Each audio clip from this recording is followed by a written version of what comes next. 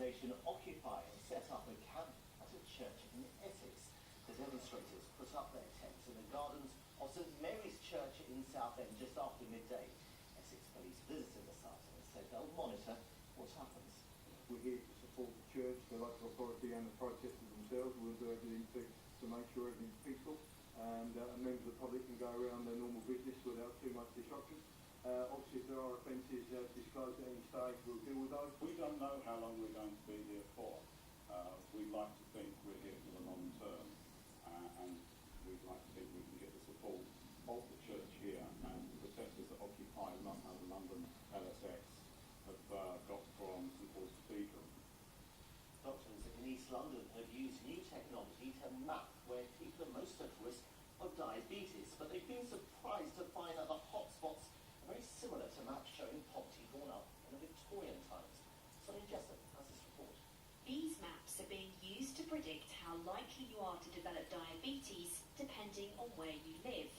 They suggest living in the most deprived parts of East London tends to bring a greater risk. But researchers found their maps look strangely familiar. Even though these maps were created in completely different time periods with different data, different technique and data, different scales, what you can see is that there is some similarity between areas of high risk today and areas of poverty in the late 1800s.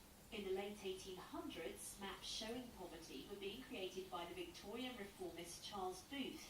Unlike today's researchers who used medical records, he decided if an area was poor based on what he saw.